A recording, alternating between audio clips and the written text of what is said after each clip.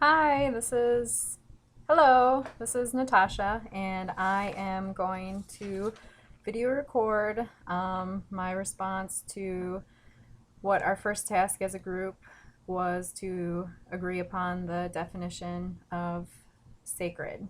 So we were tasked with coming up with a consensus on an image that represents sacred.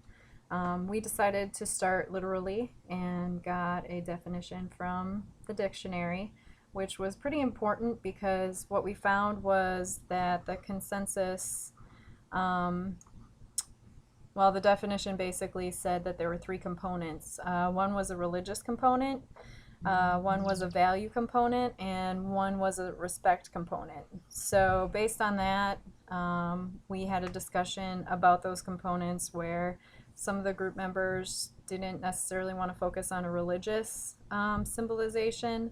Value, we determined we would want to focus on aesthetic value and resource value, which could go into money and stuff like that, which could also provide modes of conflict.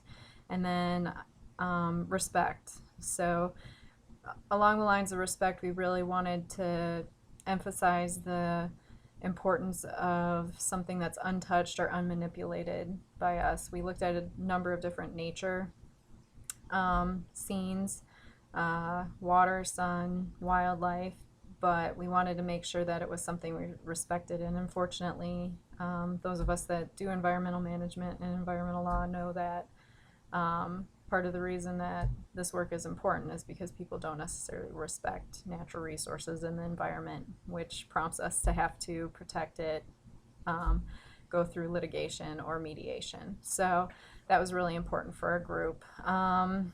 As far as that being an important initial task for us, it allowed us to stay focused. So we were able to put aside what our personal perspectives are and really focus on finding something that could fall under each of those characteristics. That way, it strengthens our decision when we do externalize our decision and choice, because then other people can relate if they have a stronger connection to something religious, something more valuable, or something that commands respect. So we were able to focus on that. As far as the readings and what we learned from this module, we had a member comment on the role of accommodating, because we actually had a very good discussion in our group, and I was really pleased with how we were able to share our ideas, concerns, and incorporate that. So she made a joke about being accommodating because we were a very open group, but basically our initial definition and agreement on that allowed us to move in the direction of collaboration. And I'm not sure if this will show up, but everybody has this. Professor Nolan made a recording of a lecture that talked about kind of the graphing with cooperativeness versus assertiveness. And in our group, we were really able to exemplify assertive and cooperative behavior that led to a collaboration where we were able to come to a consensus and choose a photograph that allowed us to explain the religious significance, the value of the resources, and then also how it garners our respect.